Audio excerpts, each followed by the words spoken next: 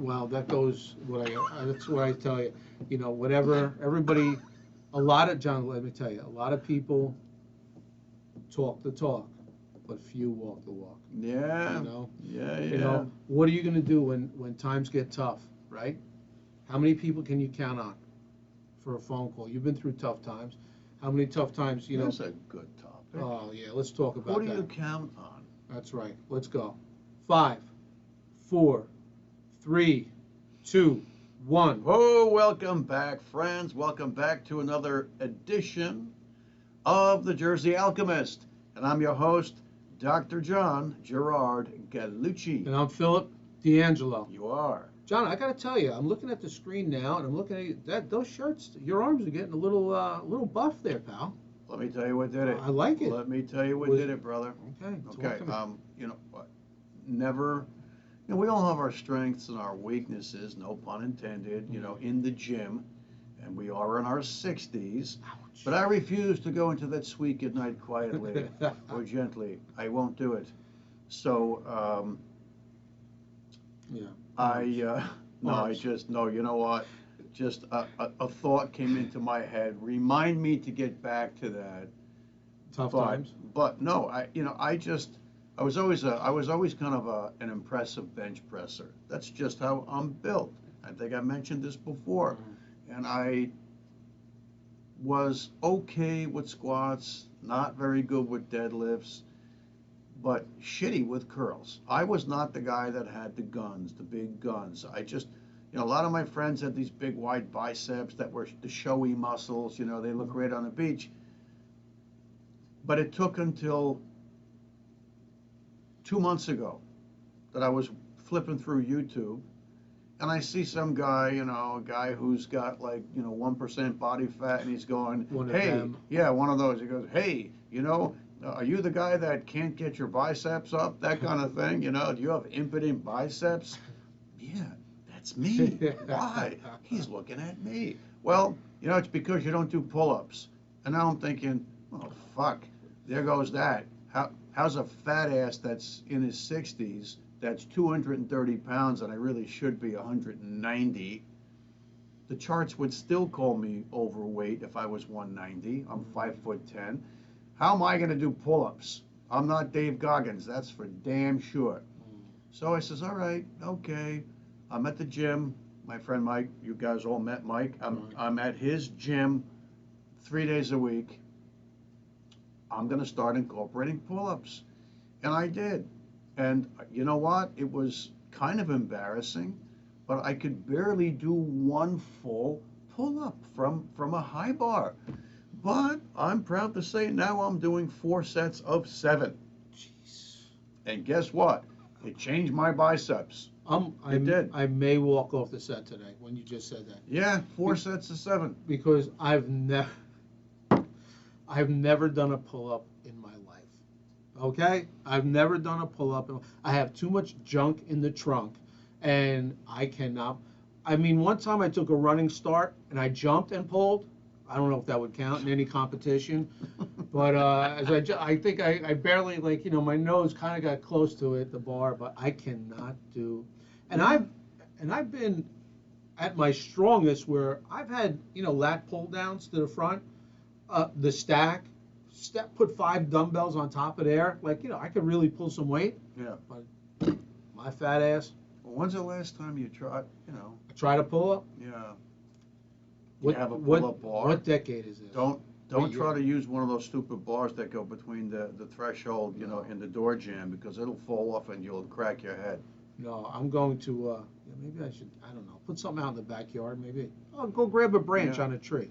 But I found out that as my chest is getting bigger, because it is, because I'm working out 3 days a week, and as my arms are getting bigger, so is my panzone, so is my gut. It's like it's like I'm carrying a baby around with me. John, you get used to it. A 3-year-old baby. You get used to it. I did. Maybe I don't give a fuck anymore. Where am I going? Listen, as long as you move it. At our age, you have to keep moving. Well, that's it. Don't stop and Dave moving. Goggins, God bless him, I'm sure he would look at me and say, listen, buddy, because I saw him on a Joe Rogan episode the other day where he said, he goes, if you're that guy that was always a good bench presser. And every time you go into the gym, you're always bench pressing. He goes, what the hell are you doing? He goes, you're not learning anything about yourself. He goes, you got to mix it up. He goes, you got to challenge yourself. So what I did was I said, okay, probably my worst movement would be a pull-up. I could barely get one rep. Son of a bitch. So I can't wait for the day where I can do sets of 10. And I'm hoping that, by midsummer, I'll be able to do sets of 10. I think I got to lose some weight, too, to do that. The first time you grabbed a barbell to bench press, how much did you do? The first time?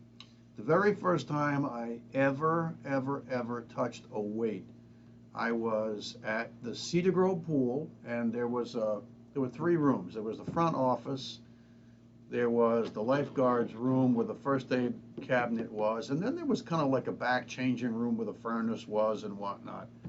And somebody, I think it was my brother, who bought in one of those shitty rickety home bench presses where we had nails that stuck into the stanchions. Sure. And we had, those old, remember the concrete filled plastic, Dan Laurie. That's right. I couldn't. That's right. Yeah. It was crappy, and I think so. I didn't know what I was doing, so I was doing curls with. I think I had, I don't know, 10 pounds on each side of that bar, and the bar must have weighed, 20 pounds tops. It wasn't an Olympic bar, right, with swivels on it. No, it was just an iron rod. And and then I did a couple of bench presses. I tried to put the bar, I had no idea what I was doing. And did I like it? No. I thought it was uncomfortable. And, I don't think I did anything like that again for another 6 months. I was 15 years old. Wow. I touched the bar at freshman year in high school, Cedar Grove High School. The bar weighed 45 pounds? An Olympic bar is right. 45 pounds. It was just the bar. Yeah. And I think it took me about, I would say conservatively, 4 to 6 minutes to get it up. Because, back then. Okay. No, I'm telling you, it was 45 pounds. And I pushed it up one time. And I'm like, I think I need some work. I was born, listen, I'm this close to being considered a jellyfish. You know what I mean? Like, no, well, wait a minute. No muscle tone. I'm going to tell the viewers how you earned one of your nicknames back in the day. Remember the nickname? No. Forearms Phil? Yeah. Right? Forearms Phil. Yeah. I can't remember what team we played in high school football. We were on the varsity football team. I think it was Mountain Lakes. Mountain Lakes? Yeah. Well, those motherfuckers, they were so tricky and so good. They weren't tougher than anybody else. They were easily way better coached than everybody else. Those guys ran traps and misdirection. You didn't know who the hell had the football. It was like, it was like playing the Russians in hockey. The Russians would say circles around you, and the guy without the puck would put the puck in the net, right? That's so, and they had that one guy that was a running back. His name was Chris. I remember his last name. And nobody could catch that guy. And it wasn't that he was a track star too. Yeah, it wasn't that he was such, had such blinding speed. You just couldn't put a hand on the guy at all. And then I remember looking at his legs after we were shaking hands after they fucking killed us. Yeah. And I saw a pair of, professional Division I legs standing next to mine. And I'm looking at my legs and looking at his, and each of his legs were 2 of mine, and I was like, Yeah. Wow. But we did the game films, I think, on Monday with the coach, and Phil came across that line at the snap of the ball, and it was slow motion, and he just crushed somebody with a forearm. I mean, crushed him. It was like when Deontay Wilder hit Tyson Fury with that knockdown punch, and the ripples went through that kid, and his head kind of went back into his shell like a turtle, and he went down, and you just locomotived right through him. Okay. And the coach, who I didn't like at the time, he kept pointing to, and everybody was laughing hysterically, and that was the day you became Forearms Phil. But do you remember? I tell that story to this day for the exact reason. Do you remember the rest of that film? No. Well, so here I am. So John's correct. I was defensive tackle, the offensive tackle on the other side. I just, back then you could hit people to the head in football. Yeah. So I throw a forearm because of course I was like padded up. He goes down like like boom. I was even shocked that it happened. Okay, so he goes down. I literally stepped on his back going over him, and who's there? The guy John's talking about, that guy Chris. Now the coach played that back and forth. Yeah. Look at D'Angelo. Look at D'Angelo. Bam! The kid goes down. He goes, now keep watching D'Angelo. I get over that guy, step over him, and it's me and that guy Chris with the big legs, right? So of course I lunge at the guy, and that big leg comes up, hits me in the helmet. I go rolling to the side, and he steps over my back to get. I think he went for 10 yards. Yeah. So yeah, the first part of that story was great, but I'm man enough to say the second part of that story isn't so great. That's very funny. I can't believe you remember They that. were Yeah. always the champions. They kicked the crap out of everybody. Yeah, they were good. Yep. Good stuff. Yeah, that was good. So John, what you brought up tough times. Oh, before. you know what? We were talking about going to the gym for a sec. Yeah. And then yeah. I got distracted because, God bless them. Did you see that video on the internet of the woman that was attempting to do a 400-pound squat? Oh my gosh. And this was in Mexico City in a gym. Apparently, the rumor was, and that's why we say apparently, because we're not sure, that she was a bodybuilder. Okay. Her daughter was there with her. Her daughter looked like maybe she was, pre-teens or, early teens. And there was some kind of, heavy guy that was supposed to be spotting her, and she's in a Smith machine. The Smith machine is a gizmo where the bar is on kind of like a greased track. So it's just a little bit more stable, whatnot. But she had a bench. She had a bench, like a freestanding bench in front of her. And the Smith machine usually is on a bit of an angle. And for some reason, I could see the mismatch immediately. I can't squat. I couldn't begin to squat 400 pounds. Even back in the day, 400 pounds, when I was benching 400 pounds, my best squat was 400 pounds. This lady, this small woman, was going to squat 400 pounds, and she stood up with it. And it just came down like a guillotine and squashed her and broke her neck. Because the bench was in front of her. Everything that was done ass backwards. Like if you were to script how somebody could kill themselves in the gym, that's what they did. And that's where my mind went. It just came up, and I thought, oh, mother of God. A horrible video. Poor woman, poor daughter, poor all of them. What were they thinking? And you can't squat, you can't spot somebody from the side. From the side in a Smith machine. You really can't. Not with 400 pounds on the bar. You can't. No. The correct position's behind that person because they couldn't lift the bar up without the bench in front of them. Yeah. Oh my gosh, jeez, wow. That was instant carnage. That was not good. Yeah. Oh, how horrible. And for her daughter to watch it too. Yeah, right in front of her daughter. Yeah. What the hell were they all thinking? Yeah. So tough times. Yes. Let's talk about tough times. Who sticks around in tough times? Who can you count on in tough times? Who can you count on? Think about that. For everybody out there, think about the tough times you've been through. Think about the tough times where you thought you had nobody to turn to. Who was that one phone call? Kind of reminds me of Tony Bennett. Tony Bennett. Who can I turn to? Right? When nobody needs me. Sure. Talk about lonely. I know for a man, John, pride gets in the way. A lot of times when I needed, thought I had nowhere to go, you're almost embarrassed to pick up the phone and say, listen, I need help. It's like asking for directions, right? A guy, I need help. To this day, I can't do it. And if I need help and I ask somebody, I really need help.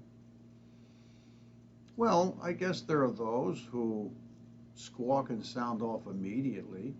It's like the person that cries wolf, right? Yeah. And then there are those who kind of recede silently back into the confines of their own cranium, and the last thing they're going to do is ask somebody for help. Yeah.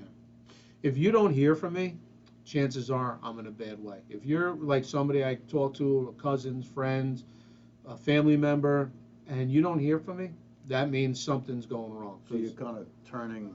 You go in. I used to call it going in the cave. I'm going back into the cave. Yeah. I feel safe there. I have to figure out how I'm going to get out of this issue, this problem.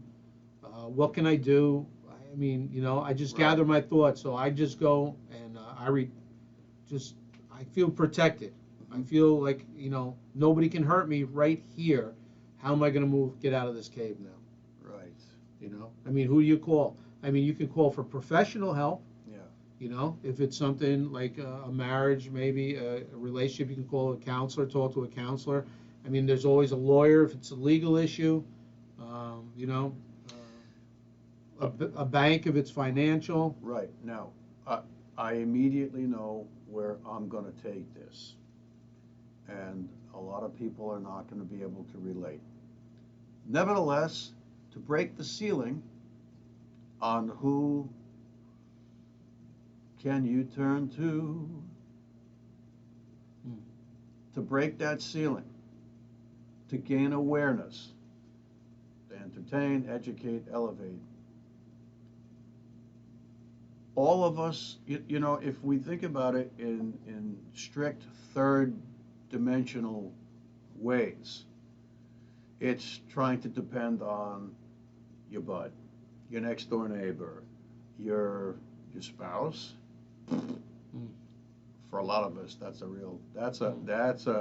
nothing burger. Not for a lot of people. You got your spouses and you're like this. That's wonderful.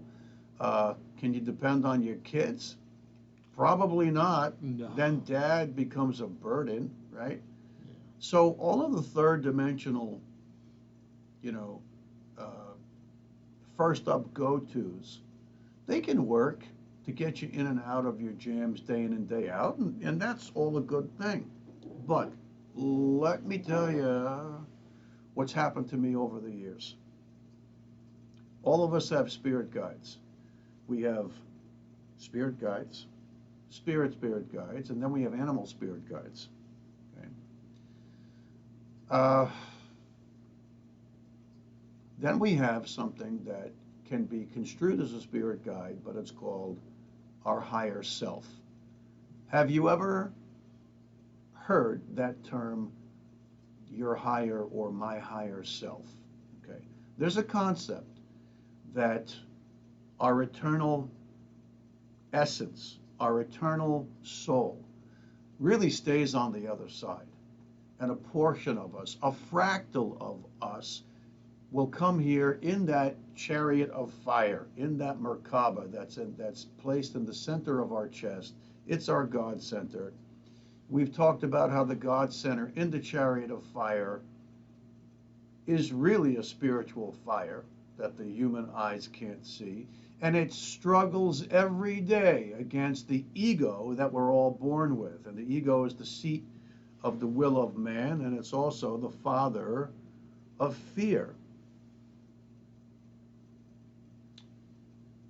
That higher self is accessible to you.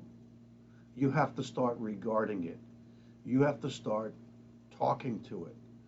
Now, most people who are strict third dimensionalists would say, hey, that's so-and-so from down the street. Do you ever see him talking to himself? What is he, a psychopath? Does he belong in some asylum somewhere? On occasion, I've been known to talk to myself. It's usually not, outside when other people can see me or hear me. But I'll talk to myself when I'm puttering around my house. And apparently, you're bouncing things off of yourself, your higher self. Not your lower self, your higher self. And your higher self is that connection that you have with the other side. Now, how through the years has my higher self evolved regarding communicating with me? What I'm about to tell you is not a joke. I've run into other people who are like me, And maybe some of you viewers out there, leave a comment. Yes, and you can get jokey with me, and you can you can make a few wisecracks. But here's how my higher self communicates with me. When I think of something, and it's a bit of a horn lock or a friction point, and I think of the right thing to do, my visual field starts to sparkle with blue. Not a joke. It sparkles with blue. If I'm talking to someone and they say something to me and it registers in my subconscious and it seems to be the truth, or it seems to be something helpful, or it seems to be something to rely upon, that person will have blue sparkles come up all around them. They don't stay. They just pulse. It's like they pulse. Boop, boop, boop, boop, boop, boop, boom. Not a joke. It's kind of like a crystalline metallic blue. It's not a dark blue like navy blue. It's more of a turquoise blue. And for what it's worth, my birthstone is turquoise. I'm a Sagittarius. I don't know if that has anything to do with it. I looked it up. I've spoken to masters. I've spoken to psychics and mediums. I've prayed on this. I do channel the saints. And the one entity that I am always able to rely on, and you are no different, is my higher self. And sometimes my higher self goes into hiding, and I kind of wonder where it is, and I'll be like, where are you? I haven't seen you in weeks. And then there are other times when it's there, in and out every single day for months on end. Yeah, it's amazing. And that's when I know, there's something bigger than what's just in front of our nose. And I am not different than you all. You just need to work it. You need to work it. You need to exercise it. You need to buy into it. You need to believe it. So, John, on your spiritual side, I get it. Reach out to that higher power, give you, maybe point you in what direction to do, or tell you everything's going to be okay, settle you down so you don't go start stressing, because stress is the worst thing in the world. Right. All right. So that's your spiritual side. How about your earthly, your three-dimensional side? Go-tos. I mean, is there like, your father maybe was, when he was alive, was he your go-to guy, or was there? My father wasn't my spiritual mentor. My father was my wise wisdom mentor. My father had wisdom dripping off of him, which he did. My mother, absolutely not. Now, was it because she wasn't a wise woman? No, she was. She was such like an over the top, like far gone empath that if she was almost useless to me if I asked her for advice. If I asked her for advice, she'd say the same thing. She'd go, "Oh, don't do that. Mom, I didn't come to you for empathy or sympathy. I'm asking you. Tell me what you think. Would you please listen to me?" I can remember I was pediatric surgeon in the Department of Surgery where I was working for years. And my mom and dad came up to visit because my father needed an MRI. He needed to look at something in his abdomen. He had a cyst on his pancreas that turned out to be benign, nothing. But a friend of mine who was the chairperson at the time was a pancreatic surgeon, and he was seeing my dad. And in front of the entire Department of Surgery, that's the other physicians, the nurses, the secretarial staff. "Oh, Mrs. Gallucci, we enjoy working with your son so much." "Oh, how nice!" And she starts doing this and primping me and giving me the cheek pinch, and I was like, "Mom, I'm in my 50s. Would you get over it?" So my mom was not to be relied upon if I needed wisdom or advice or holy shit, I'm on the parkway with a flat tire. My father, I could call him up, he always had the right path for me. He really did. Wow. Yeah. Wow, that's amazing. That's very fortunate and lucky to have somebody like that. I had an uncle who I could go to with almost anything, and just a few words of advice. Sometimes even if it wasn't so much advice, but as long as he was coming back with something and you bounce ideas off, it kind of made me feel a little better about a situation. Say, okay, I appreciate that. Right. Money wise, John, you ever try and ask people for money? I mean, let me tell you something. If anybody's been in that position, people for, I mean, I because you don't. were desperate, right? So I've been in that position. No, I Yeah, haven't. I've been in that position. Landlords calling you, I mean, listen, I've been in a lot of tight spots financially over the years, and it's amazing how people get real tight. Yeah. When you start saying, "Listen, I need a small loan," like all of a sudden they challenge your character. Yeah. What do you mean you need? I'm not talking a tremendous amount of money either, Right. Yeah. And I'm just sort of, well, what do you mean? I've got bills and I got to do this, and I got that, Right. Listen, No, I was the guy who was targeted for years because I wish I would have known that. I would have spoke up sooner. I was a surgeon, and you know right away who's sincere. You know who really is in a jam, and that they will immediately offer to pay you back and all that stuff, and yeah. So I was the guy that was targeted, and I was. Our producer will tell you I was generous to a fault. But what I was gonna say before, about who can you turn to when life is, life is a grind, and you're getting grinded, and you need an ear, and you need some advice. Beware ye, the friends and relatives that can't wait. They secretly can't wait for you to be fucked up. They can't wait for you to be with your back against the wall. They can't wait for you to present yourself when the chips are down, and they'll run in and they'll sit there and they'll suck it all out of you. And do they offer you any sound advice? No. What they do is they drink up your energy. They're energy vampires. All they want you to do is to opine and opine and opine and whine and complain, and this happened and that happened, and can you believe this is what she did to me, and this is what this guy did. And they sit there like they're an empathetic ear. They're not. They're getting off on your dismay. Oh, those people are in my life. Wow. Yeah, those are. No names named. No names. Yeah. That hurts more than anything. I'll tell you that one. And you're right. And I'm sorry. I don't interrupted. No, sometimes I get so excited about the thought that I interrupt, and I apologize. Let it but go. there are those who they not only do they get off on it, but they'll lead you down a merry path just to keep you in the muck and mire, just to keep you in that fucked up place. And then they'll call you. If you haven't talked to them in a week, they'll say, oh, I haven't heard from you. How's so and so?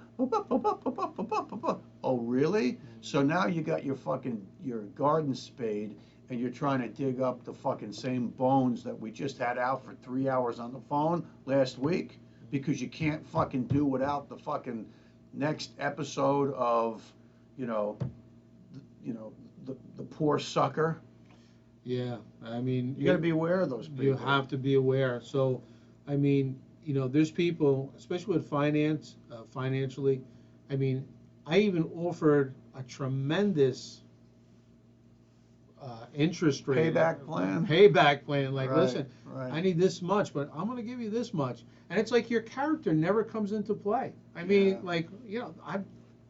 I mean, come on. If I'm asking you, believe me, this is tough. And I do need, just a temporary fix to the solution. And, they either enjoy to watch you wallow in the wind and, or forget about it. Brings back a lot of tough memories. But you know what? Like we say, John, they're all character builders, and what doesn't kill you makes you stronger. Well, yeah, no, I believe that as long as you have that moment, maybe it's an epiphany where you realize that there's a lesson to be learned, and then it makes you stronger. But if you just sink into the quicksand, and you're constantly putting yourself into the hands of Well, yeah, of the assassins that are smiling at you, yeah, then there's no forward motion. There's yeah, no movement. Nothing. yeah. It's amazing. That's when I tell you, it's funny. We should do an episode on money and how it affects relationships. That would be a great episode because it does affect relationships. It does. Yeah. Parents, kids, cousins, brothers, sisters, friends. I mean, it'll change everything. Right. So Most of the people that I've come across with money, and now that I'm retired and on fixed income. a completely different gig for Yeah. life, that ain't happening anymore. So let that be broadcast. But most of the Now people, when I need it, I was just most going to of hit you the- after the episode. Wow. most of the people that I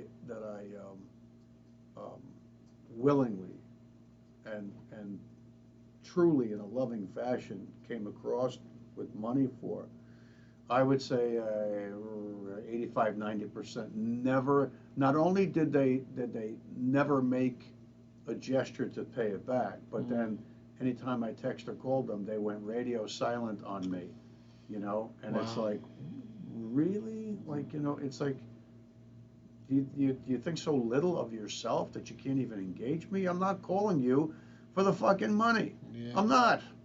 Yeah. Whatever. I was, called one person for advice about, construction in my car, and it never called me back. It's like, okay, great. Yeah. Yeah. John, I always say tough times will really show who your friend, the fabric of your relationships. When you're going through tough times, you know, it's amazing. It took me 2 years, but I built a house when I was a youngster, a house of my dreams for my family. Oh, we used to have parties there. I mean, 50, 100 people coming in on the deck outside. And then when you go through tough times and you're calling people, The guess go-go what? years. Yeah, the go-go years. That phone, you're leaving messages.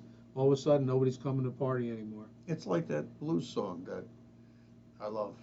I love it all from beginning to end, but I like Eric Clapton's version. Nobody knows you when you're down and out. Nobody. Yeah. Nobody knows you when you're down and out. Yeah. It is true. Wow. Yeah. Before you alchemize, John, I would just say, people, rely on yourself for most of your issues, right or wrong, John. Look within, and you always say that. Look within. Look Yeah. within yourself. You can get out of any struggle if you really, really want to and need to. Okay. Yeah. Well, there's two ways, and I do want to impress upon the viewers, there are two ways to look at turning to people when you need advice. Who can you turn to? You need a helping hand.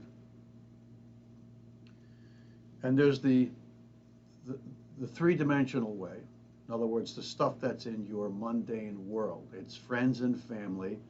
It's, maybe your bud that is an auto mechanic and you need advice about something or whatever.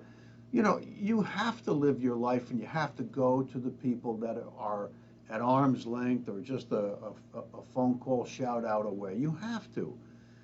But remember who you are, and where the rubber really meets the road is how much you learn from your experiences and how much you're putting in that spiritual bank and how experienced your higher self is. And you may find that your higher self is so experienced that it can leave you in the third dimension in the dust. Why? Because you've been around over and over and over again. You've had more than one lifetime, and you may actually be living simultaneous lives over and over again. You've heard me say this because it is true that the universe is multidimensional. Last night, guess where I was? I was in Montreal. Montreal, the city of my heart. That's a chapter in my book. And I was devastated in Montreal that it was time to leave. It was time to leave. It was like my time there was up and I had to go. I was sobbing in the dream. I was sobbing to my father and my mother and another family member who I can't place who it was. I have said it before, Montreal is the city of my heart, and I believe I'm living a parallel life in another dimension in the city that represents Montreal. I'm not kidding. So, start trying to channel your higher self. A channel means that there's just an open connection between you and the other side, the other dimensions, the spirit world. Take channeling seriously. I think that there are some charlatans out there on the internet that are just doing it because they can't do anything else, and they reached some success monetizing maybe their channel. But I think you'll know who the real channelers are. So, tonight when you go home, go into your room, go in the bedroom, put the kids away, shut the TV, turn the cell phone on silent for a while, and sit on your bed and say some heartfelt prayers and meditate a little bit. And all that really means is picture in your mind, use your God-given creativity to reach out to your higher self. Picture a council of elders in robes, and maybe they have got white hair, and because it just metaphorically shows that they're aged. They've been around for thousands and thousands and thousands of years. So have you, my friends, not in this skin, but your spirit has been around because we don't die. And talk to them and say, listen, I'm here for a purpose. You know my purpose. You have my life's scroll on the table. Open it. I need your help. Please, I need your help. Speak to your higher self. Get used to asking your higher self for help, because ultimately your higher self is the ultimate go-to. That's it. That's all I really wanted to say. Great job, John. All right. Thank you, everybody, for watching us on the Jersey Alchemist. If you like what we're doing, press like and subscribe and tell your friends. That's right. Till next time. Peace.